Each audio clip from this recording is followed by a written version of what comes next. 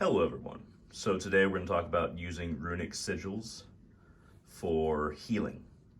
So right here on the left, we have the runic sigil for kind of wound regeneration. I've used a certain kind of stationery that has a coloration that's both appealing and very striking for the subconscious as you gaze upon it. This was done in bat's blood ink. Now this is not actually bat's blood, like from a bat. This is a spiritual combination of ink and of kind of like resins, so that it has that extra oomph for when you're actually trying to affect magic in your life. So there's a number of runes here into this runic sigil. What I've decided to do is to kind of create these X's as well as these lines all around the sigil. Now these X's are meant to draw your subconscious into the runic sigil, and the lines are kind of like the frame for it. But the internal runic sigil is very complex, and I'll go ahead and put up the exact runes that are in it on the screen right here to the left, and you can kind of like see the properties of it for yourself. But when considering which parchment or stationery that you're going to use, now stationery of any kind, no matter if it has a coloration like this, it's very good for the psyche. It's not the best to burn if you're going to cast it, but you can still burn it that way. Now, the reason why it's not the best to burn is because it does have, since it's stationery and not parchment, it does have chemicals in it, and it doesn't cast the best. But the bat's blood ink kind of makes it cast better if you're going to burn this and cast it.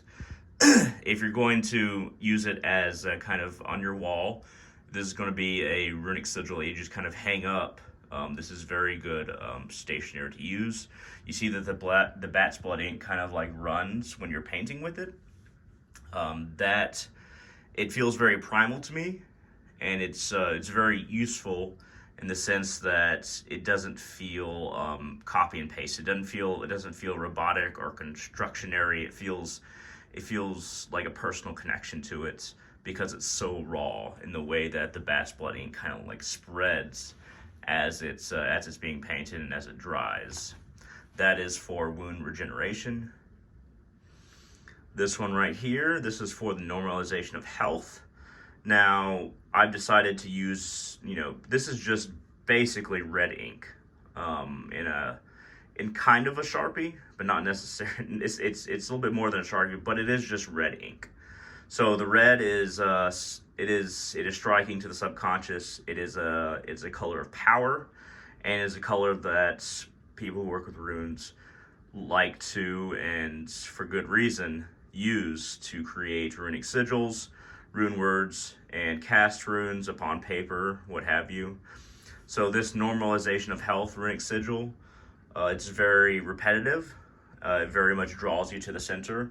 And I've used these segmented lines around in a circle because the energy itself that you're putting into this runic sigil through the eyes or through your personal empowerment, through whatever kind of energy you're putting into it, whether it be candles, you can have a number of pieces of selenite or quartz crystal around it, connected to other sources of light, like the candles that I mentioned.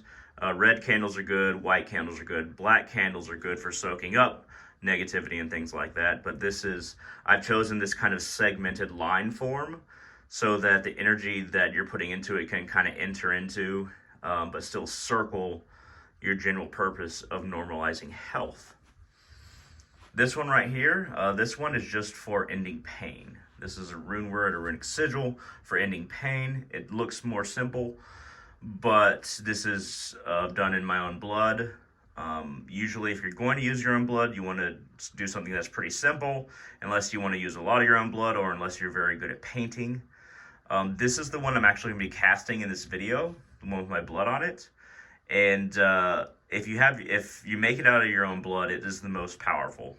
It is what you are casting to create the biggest effect when you're using your own sacred elixir, your own blood.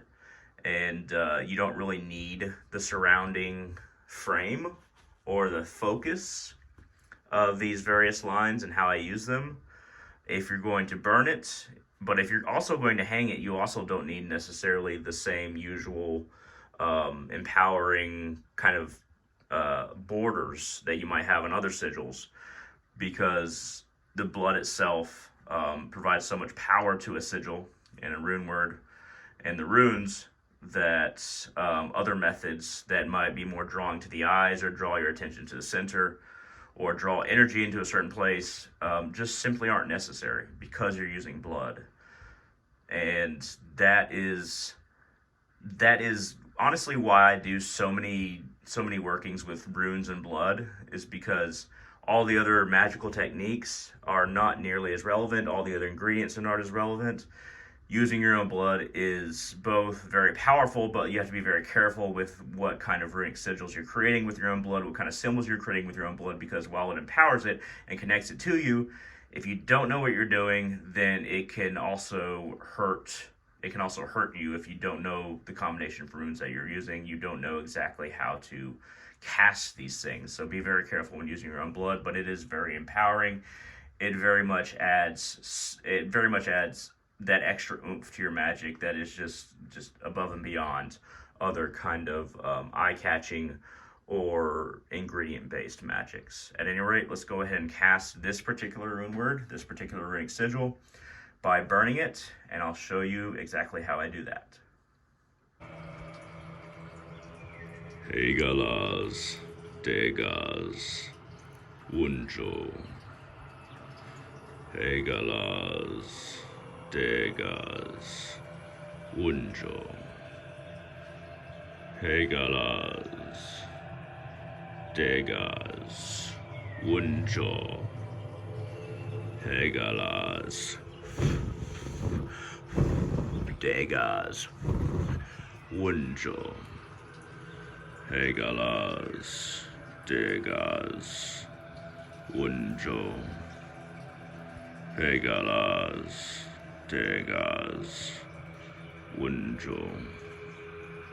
Hegalas, Degas, Wunjo.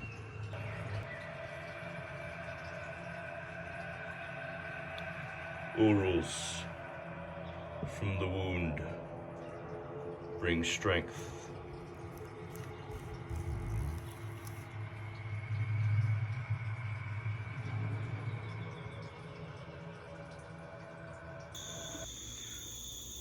Hegalas, Degas, Wunjo.